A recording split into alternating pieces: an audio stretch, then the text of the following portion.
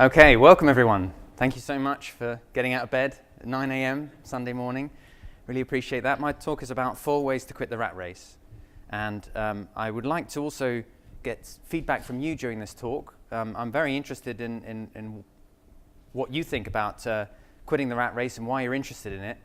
So first of all, what does the rat race mean to you? Why have you come to this talk? What do you understand by that term, the rat race?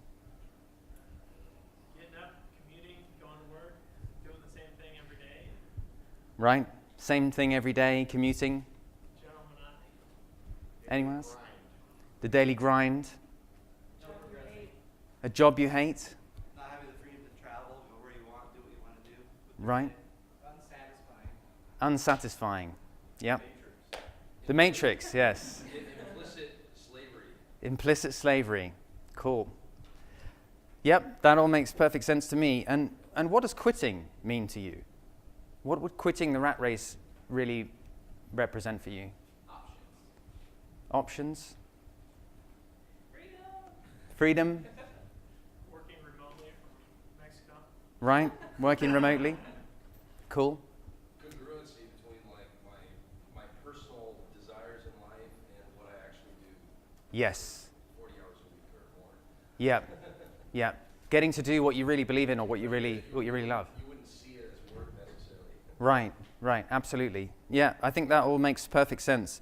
And I want to share with you a quote that really sums up the rat race very well for me. This is by Ellen Goodman. Normal is getting dressed in clothes that you buy for work and driving through traffic in a car that you're still paying for in order to get to the job that you need to pay for the clothes in the car and the house that you leave vacant all day so you can afford to live in it. That's really what the rat race is, I think. And so what I'd like to do is talk about how I quit the rat race, what my experience is, and then I'd like to share with you other ways to quit the rat race. And I'm very open to questions and so forth as we go through. So I think in terms of what I mean by quitting the rat race, it could mean a number of things, right? I think broadly it could mean no longer having to work in a job you hate. This is what really came up in terms of some of the comments that people were saying.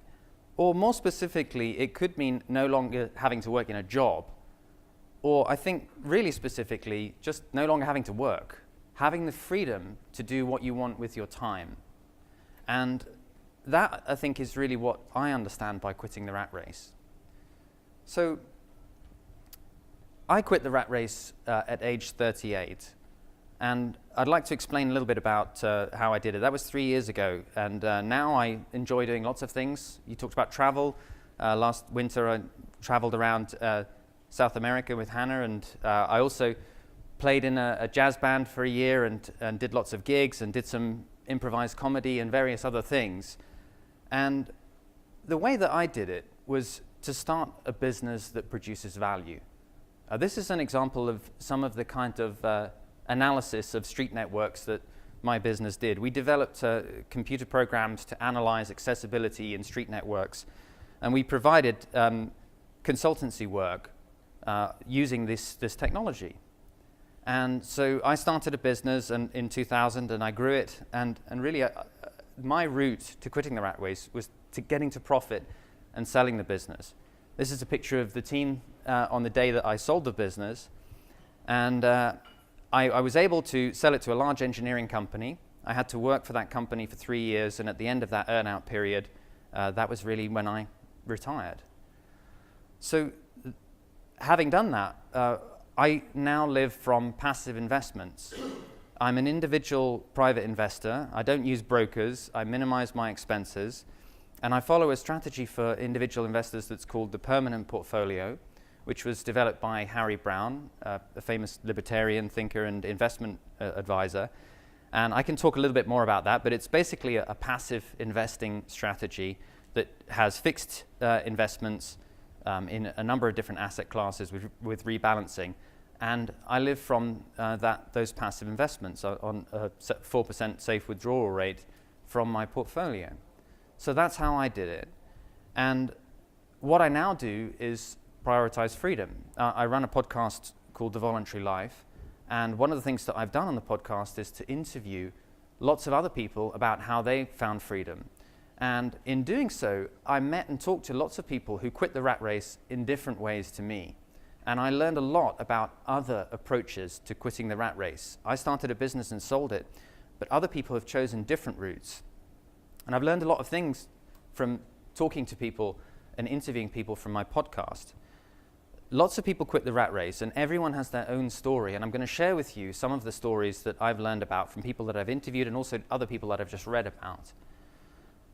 But looking at all of these stories, I think that they all really can be summarized by 4 basic ways to quit the rat race. And you can combine these different ways, and you can choose some parts of one strategy and, with parts of another.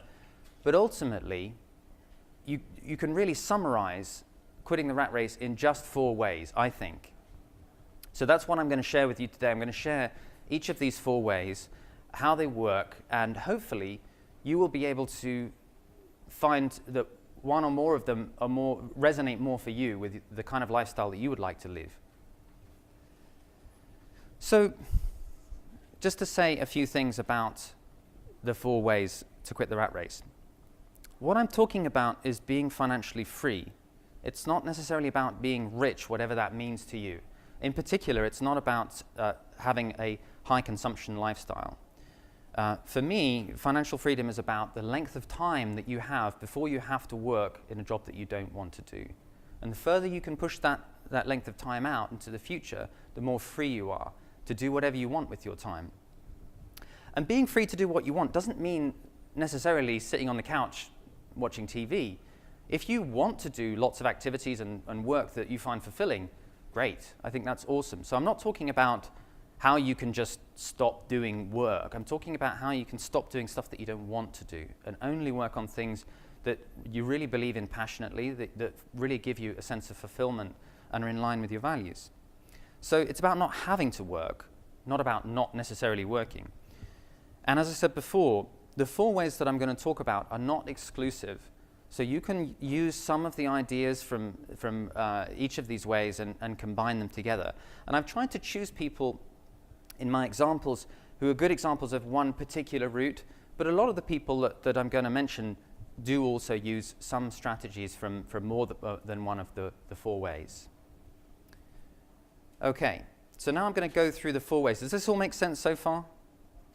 Cool.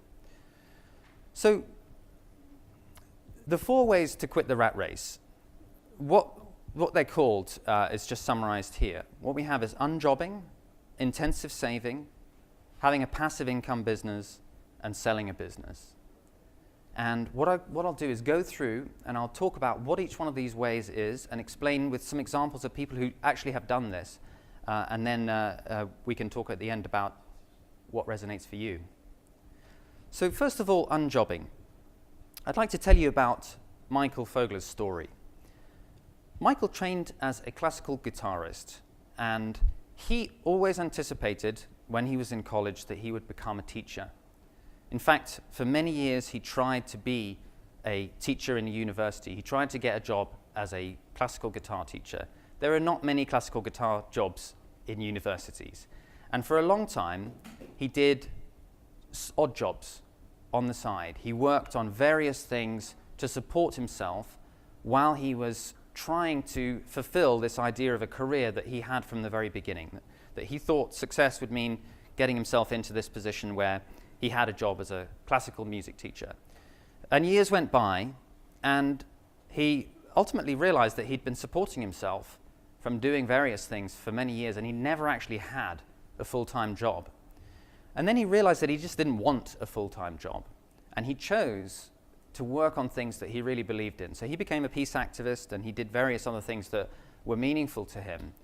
And in order to be able to live that lifestyle, he chose to live very frugally. He lived a very low-cost and low-expense lifestyle. And he's written a book about this called Unjobbing, and I've interviewed him for my podcast. And he coined this term unjobbing to describe this lifestyle. And so this is one approach to quitting the rat race. And there are many other people who do this. Linda Breen Pierce is another person who has written about this kind of approach to living. She trained as a lawyer and did some similar things to Michael. And someone who's producing a lot of YouTube videos that you may see today, called Elliot Hulse, also has an approach that's very similar to this. He's created something that he calls the Non-Job Manifesto. And it's really about pursuing work that you love and finding a way to make that work. So to summarize what unjobbing is about, it's really about forgetting traditional career steps, giving up on the idea that you have to go through years of doing stuff that you don't want in order to eventually make it, if you like.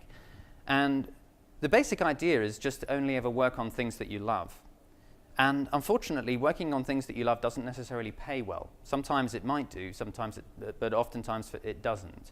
So the approach of unjobbing is really to minimize your expenses in all possible ways, to live an extremely frugal lifestyle with a very low expenditure, and to, in that way, be able to afford to simply work on the stuff that you truly believe in.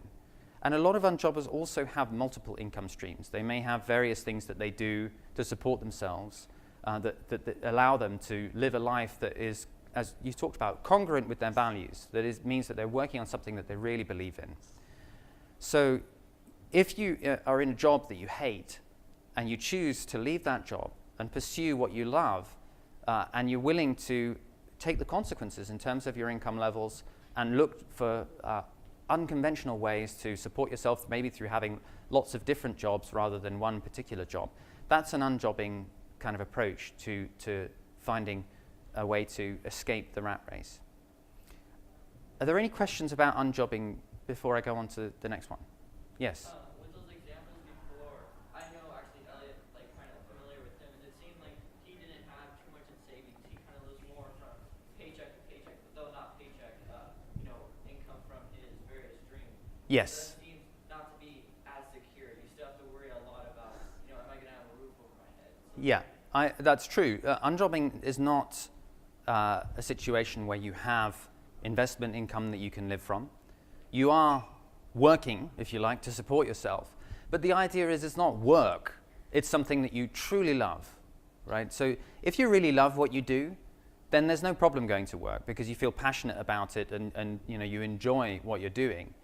And that's the unjobbing approach. Now, you're right. There are pros and cons to all of these approaches. You don't have the same kind of financial security in this way.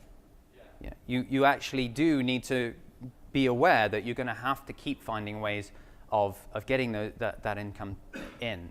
So there are pros and cons, but it's a lot faster to start unjobbing than it is to do some of the other routes. Okay, we can come back at the end and compare them again. So the next route that I'm going to talk about is intensive saving. And I'd like to share with you the story of Joe Dominguez. He's kind of the first guy to really write about this approach. And he was born in Harlem, and he made it to Wall Street and became a Wall Street trader. And his approach was, he had a very high-paying job, and he simply didn't spend any money. He just saved and saved and saved. And he saved to the point where by the time he was age 30, which was in the 60s, he had the equivalent of about just over 400K in today's money. And what he did was, at that point, he quit. And he lived from the interest on his savings. And he lived, again, similar to unjobbing, a very frugal lifestyle. He had an extremely frugal approach to living. He did not have kind of crazy consumption habits. But what he did was to use that financial freedom to work on things that he truly believed in. So he wrote a book called Your Money or Your Life, and it's a very famous book. And it's the first book that really sort of explained this approach to quitting the rat race. He never worked for money again after he quit. So even though he wrote this book, I believe that the profits went into a charity to further financial education and so forth. And that was the way that he chose to really quit the rat race. And there are many other examples of people who have taken this approach. So Amy Decision is a a writer who wrote a lot about this in the 1990s.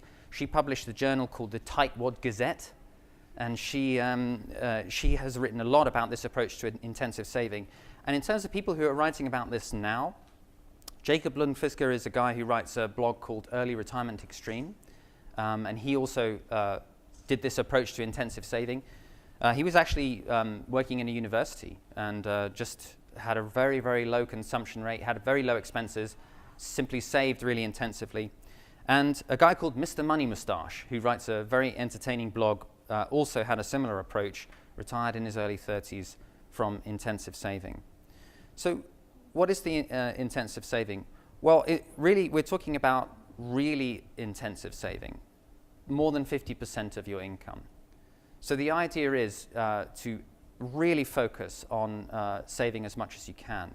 And given various assumptions about interest rates and so forth, if you save over 50% of your income and are able to live from the rest of the income, then you can retire in about 16 years. If you save 75% of your income, then you can retire in about 8 years.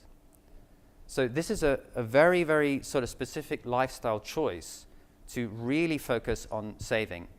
And it's not just that you're focusing on saving to live from what it is that you saved, you're really also relying on the power of compound interest. And so as you may know, you start saving, you put away some money, and that money earns some interest, and then both your initial capital and the interest then earns more interest, and it compounds. And compound interest is really, really a very powerful tool for increasing your savings. And not a lot of people think about this, but for example, if you put away $3,000 every year from when you're 21 years old, and you earn 8% before inflation, not after, but before inflation, which is doable if you have a diversified portfolio, what do you think you get when you're 65, when you retire, from £3,000 a year? You're going to have put away just over 100,000 in terms of your actual savings every year. What do you think the compound interest is going to give you? 500,000? It's over $1 million. That's the power of compounding interest. So now, obviously, that's a very long time scale, and that's assuming certain things about what interest rate you're going to be able to get. But this is the basic concept, is that you really focus on intensive saving. And then once you have got to a point where you're able to retire, you live on what's called a safe drawdown rate from your savings. So if you have passive investments like a diversified portfolio or maybe some rental properties and things like that, then a safe drawdown rate is essentially an amount that you can take every year without actually running out of money in the end. It's a sustainable rate. And to cut a long story short, there's a lot of debate about this, but basically the most consensus figure is 4%. You're able to safely take 4% from your savings portfolio because you will earn more than inflation and the 4% to cover that, so you won't be eating into your capital. So that's the basic approach of intensive saving. Any questions about that? Well, when you talk about saving is also pretty risky because depending on where you put it, it can go away. Especially if you're talking about going to these financial institutions where you send your money away with the promise that someday you'll get it back. And especially in the times that we're living in, I don't want to digress into a completely different conversation, but when it comes to savings, I mean, like I work for a regular corporation, I have a 401k, but I'm assuming that by the time I turn 65, one way or another, a lot of that's probably not going to be there. It's all stock investments, things like that. I mean, I'm not particularly sure about the solvency of our financial system right now. So I mean, like some suggestions on how to achieve these interest rate or these rates of return through non-traditional investments would be kind of interesting. Yeah, absolutely. Well, I mean, I think there are real risks, and it is important to look very carefully at that. And I mean, that's a big topic. Right. I can very briefly tell you my approach, which is one of the really important things about investment and saving is the expenses. That actually a lot of people are interested in saving, and they end up paying brokers and other people a lot in their savings. Unfortunately, you're not going to get a lot of compound interest if you have high expenses. And so my approach is very much to manage my own savings. But I also agree with you that if you simply put all your money in stocks and bonds, you may have real problems because there are financial conditions in which both those asset classes will do really badly. So I think it's important myself to have precious metals as well. And I also think there is, there are benefits to holding some of your assets outside your country of origin. So that's a big topic, and I agree that there are risks, but I think there are also ways that you can mitigate those risks. Yes? I would just point out, very, very few people have gotten anywhere close to 8% throughout the last 12 years. Well, I have. Doing the permanent portfolio, and you can back test it as well. I agree that, stocks have been a disaster over the last decade. And I think there are lots of risks if you have a very concentrated portfolio in one asset class, then that can be a disaster. The permanent portfolio is an idea by Harry Browne where you have a quarter of your savings in stocks, a quarter in bonds, a quarter in gold, and a quarter in cash. And you just rebalance whenever any of those asset classes go above or below a certain rebalancing band in your portfolio. And what you do with that is you actually harvest the volatility within the market. So it doesn't really matter if things are moving around because you're actually making money by buying cheap and selling expensive. So I agree with you that it's not necessarily you're not necessarily going to make 8% before inflation every year. And there are, especially in these times when we have financial repression, where interest rates are being held extremely low, it is difficult. That doesn't mean that you can't make a return. It doesn't mean that you can't look to ways to overcome some of the things that are going on at the moment, like interest rates being held so low. And for example, although stocks did really badly in the last decade, gold was amazing. So, Gold and cash. yeah.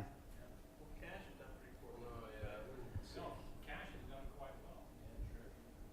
We've been in a deflationary depression. Cash has done well. If you held money in cash, you did better probably almost than if you put it in the bank. What I would say is that I think there's two questions. One is, are you saving? And the second is, are you getting the returns that you need to? And I think the first thing is, if you're not doing the saving, then you're never going to get the returns in the first place. It is an open question as to how you get the returns. And there are lots of different approaches to that. Yes?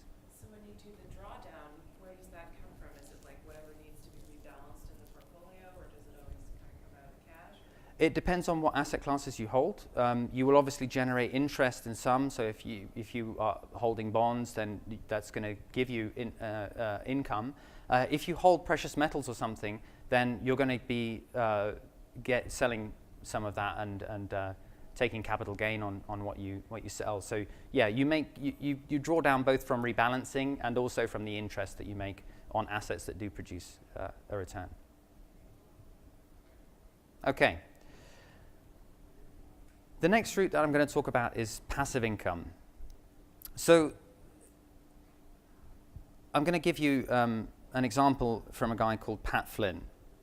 So Pat's story is that he was an architectural draftsman, and he was working on CAD and doing all these drawings in an architecture firm, I think. And he was downsized out of a job, and he really didn't expect to be working for himself, but he got downsized out of a job. And as it happens, he had been taking some exams to pass various technical certifications, and he'd made a blog about these exams that he was taking and his revision for the exams and the things that he was learning.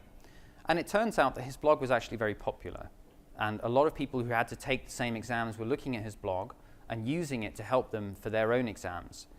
And so, without really planning it, he realized that he had a popular blog, and he added adverts to the blog. And then he started selling ebooks, and then he started selling other products.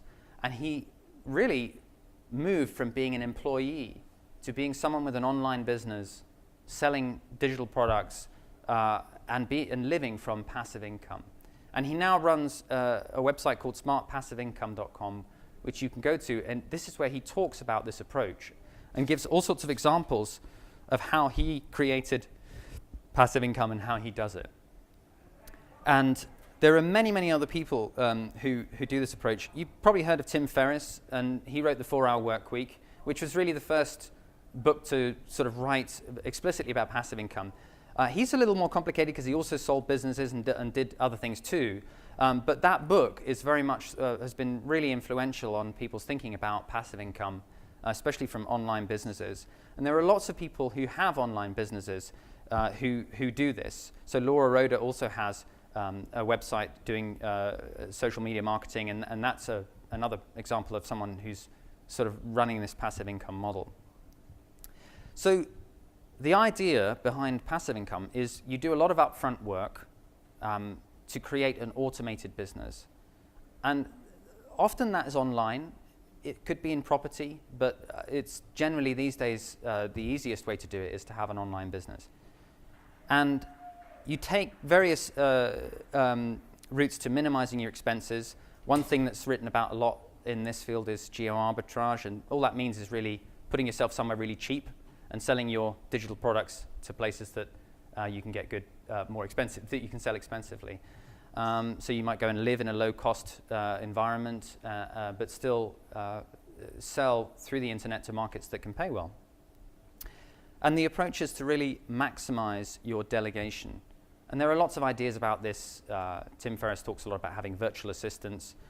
If you have an online business, it's a lot easier to automate things as much as possible. But where you do have to work with people, the idea is you try and maximize delegation. And the plan is really to live from the long-term income that is provided by the business, by the ongoing business. But you quit the rat race because it's a passive income business. You don't have to be there every morning. You don't have to be directing people every day and organizing things every day. You do a lot of work up front to create products that you can sell and scale very easily.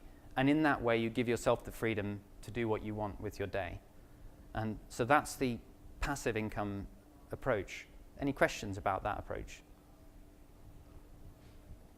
In your blog, one of the coolest things that I thought you said was how you, in your business or in businesses that you run, you come up with a way to really say what's happening and write all that stuff down. Could you talk to that point, to how you're creating this automated business and what steps that you actually took in your own business to almost turn into a franchise, I think was the terminology.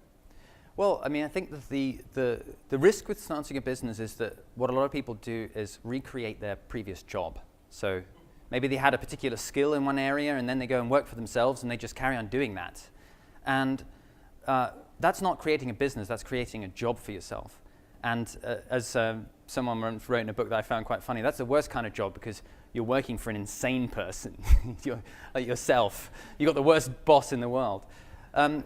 So the idea really is to make yourself obsolete as quickly as possible and to work on your business rather than in your business. And the way that you do that is by actually changing your mindset to designing the business rather than being the person that everyone comes to within the business to get answers to everything.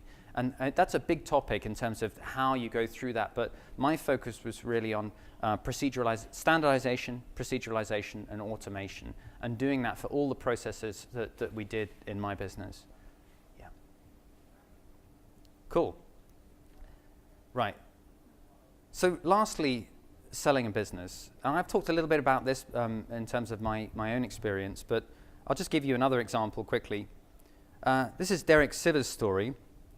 Derek was a musician and circus clown, and he wanted to sell his music. As an independent musician, he didn't really know how he could do that. So he wanted to make a website for himself to sell his CDs. And kind of without meaning to, he created CD Baby. So a lot of other independent musicians came to him and said, hey, can you sell my CDs through your website as well? And his business grew until it became the largest online independent music store. And he sold it in 2008 for over 20 million, I think. And he created a charitable trust, which he takes a drawdown, I think, of 4 or 5% each year. And on his death, that charitable trust will go towards independent musicians. And while he's alive, he's living from the income that he created by selling the business. And he now writes about entrepreneurship, and he started various other businesses, and he has a blog about his approach to these things. So he's another example of somebody who took this route of selling a business. Key things about selling a business is that it's really only a viable option if you have a profitable business. This is notwithstanding some strange internet business startup models where there is no profit, but those are so unusual that I think it's better to actually concentrate on the 99% of the world where people actually buy profit in a business. So you have to create a profitable business. You have to really get your business to a point where it is generating profit.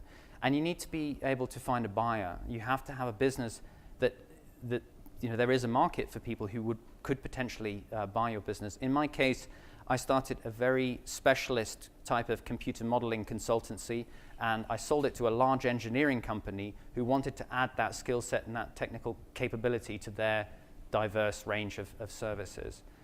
And so what you're doing is you're really selling your ownership of the business for a multiple of profits. So for a multiple of it's really about your expected future profits.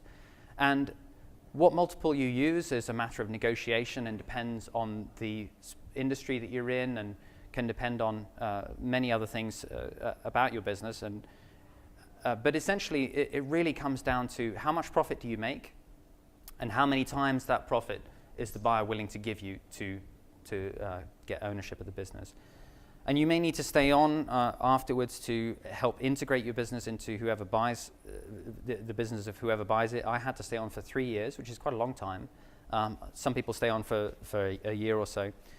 And then once you've done that, you're back to something very similar to what we talked about with the extreme saving. You get the capital from selling the business, and then you're living from safe drawdown on passive investments. And you're able to do what you want with your time, live according to your values. If you want, maybe start another business or do whatever you like. But that's essentially the route in terms of selling a business. Any questions about that particular route? Yes? I know folks that have created their own business and they feel like when they walk away or they sell it, the business dies. There's such an effect on the business, their charisma or whatever. Mm. Do you have any feedback on that? Yeah, I think it's extremely difficult to buy a business. I personally have no interest in buying a business because it normally goes wrong. And so, I mean, it's to do it wisely and successfully is very, very hard. I'm very pleased that I sold my business because I was the one actually selling. But I was referring to when you do create a business and you walk away to a buyer because you sell it, the business doesn't do as well as when you were running. Yeah, that's what I'm saying. I'm saying it's hard to buy a business successfully because afterwards, you have hopes for how that business is going to perform, and afterwards it often does not work in the way that was expected. And this is a real cliche in large corporate buyouts that everyone expects this is going to be an amazing thing, and it turns out to be a complete waste of money. It's hard to do successfully. Also, there is often a distinction between what people think they're buying and what people think they're selling. So, for example, within a business, you have resources. In my case, the resources were things like the software that we created to do the analysis, and you have procedures, which are the way that you do business, how you deliver that product. And sometimes a company that wants to buy a business is looking at their resources. They think we want that software, but they're not that interested in the procedures because they have their own culture, their own way of doing things. That was the case in my case. I sold my business to a very large multinational consultancy. They did not want our procedures. They wanted us to conform to their procedures. Now, as it happens, we were far more efficient and profitable because we were a small, nimble company, and we sold to a large, lumbering corporation. And unfortunately, they weren't able to keep those procedures because they had an idea about everyone being in one building and everyone using the same IT infrastructure and so on and so forth. So it's very hard to do successfully, and I think ultimately a lot of the problems that come from those kind of cultural differences, that in buying a business the buyer often wants to absorb that business into their own organization, and they lose the efficiency of the procedures because they think they're buying resources, people and software and stuff like that, but they're actually buying procedures, except that they don't use them and they lose out. Jake, I'm wondering about your buyer. I mean, how did you find that buyer? Did you work with that buyer? I have a business, and some of the things that I do is I try to find clients and partners that could eventually buy my company and try to understand what they're doing and work more with those types of companies so they could see the value in perhaps taking my company over. Did you have what was your relationship like with your buyer? Yeah, I think that's a really important question. And so I sold my business through a trade sale, which for me is by far the preferable way of doing it. I mean, the other way, you can sell ownership through other ways. You can float your business on the stock exchange and various other things. And all the other routes to me look really stressful. Trade sale, I think, is by far the easiest route to sell your business, at least in my opinion. And the trade sale that I did was to a long-time partnering company that we had done a lot of work with. So we, as I said, were a very specialist consultancy doing a very specific thing, and we worked together with this big engineering firm a lot, and they would add us into their projects to provide our specialist expertise. And that was really important because that was a relationship that we built up over years. They could see the value that we were adding to their projects, and so each time they were paying us to come and do something specific. And from their perspective, it was like, well, why do we keep paying these guys when we could actually just have them as part of our team, and then we could offer their services on all projects that we do, and we wouldn't have to pay them so much and so forth. So that was their approach.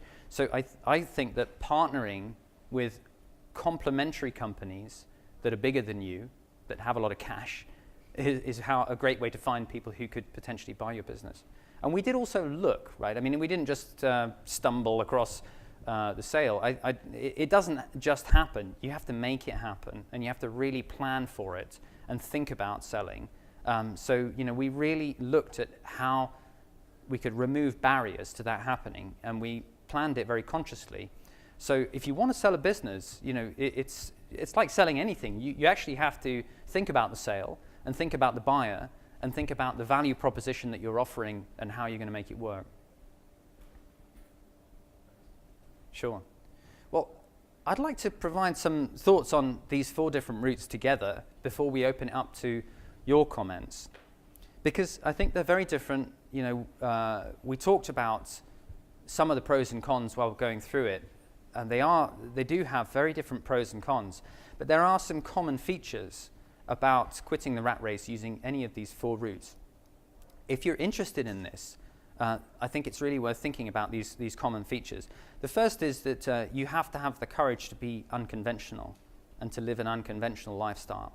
All of these routes are unusual ways to live compared to the debt-ridden, day-by-day jobbing lifestyle that we know is the sort of norm in our culture. So whether it's starting a business or going unjobbing or being an extreme saver, these are all unusual things and unconventional things. And people will frown and raise their eyebrows and so forth. And so you have to have the courage to live unconventionally if you want to do this. All of these routes, in their own way, are about minimizing expenses. And we talked about that in terms of things like, from the extreme savers and unjobbing, living a really low expense lifestyle and really living as cheaply as possible.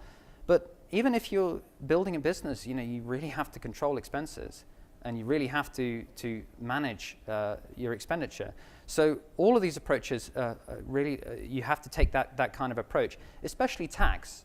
Obviously, if you're an entrepreneur, there's lots of ways that you can minimize your tax burden. If you're an unjobber even, that approach is also about minimizing tax, often by having relatively low incomes and relatively low tax burden or tax bracket because of it. And they're all about creating more than you consume. So all of these approaches depend on you being frugal, creating more value than you actually consume. Again, this is completely against the current sort of cultural norm. And whether that's through extreme saving or through selling a business and then not spending it all on crazy stuff, It's really about creating more value than you consume, saving and being frugal. And another common feature is that you really need networks to do any of these approaches. We like to think of ourselves as rugged individualists. And this is part of our culture, to think of ourselves as individualists. But what's really important in any of these approaches is that it's so vital to cultivate your networks. If you want to be an entrepreneur, you absolutely have to network with people and have to cultivate your relationships. And if you want to be an extreme saver, you have to do the same thing, or an unjobber. If you're going to live from multiple income streams and try and be flexible, you need good networks. You need to be able to trade and interact with people and cultivate your networks. And even if you're an extreme saver, Amy Decision has a nice little story that she talks about in terms of her frugal lifestyle. When her teenage daughter got her ears pierced for the first time, she was going to go to the mall and buy some earrings. And Amy said, wait a minute, don't do that yet. Let me see what I can do. So she phoned around her friends and family and asked if anyone had any spare earrings. And by the next day, her teenage daughter had all these earrings, loads and loads of them, because people looked and they had some they didn't need anymore, and suddenly she had like 10 sets. And that's the power of networks and looking after your networks and cultivating your networks. Any of these approaches, you really need to be able to provide value to others and rely on them as well. And the last thing I want to say about it is that I think for any of these approaches, whichever one resonates with you, you have to find purpose in your life choices in pursuing this. There's no point in trying to be an intensive saver if it's going to be a hassle to you and an inconvenience. I think you have to pursue that route if you really find meaning in financial independence, if you really find purpose in that lifestyle. And the same goes for unjobbing, and the same goes for being an entrepreneur, building a passive income business, or selling a business. These are all approaches that involve sacrifice to a certain degree. They all involve deferring gratification. And in doing so, if you find purpose in that choice, then you can find joy in it too. It can be a really fulfilling thing to pursue any of these approaches. And not just because you're getting towards the point where you have quit the rat race, but in doing so, in the process of doing so, you're living your values. And that is really rewarding. That's a really meaningful life. So I just want to end with this quote. We act as though comfort and luxury were the chief requirements of life, when all that we need to make us really happy is something to be enthusiastic about. Thank you very much.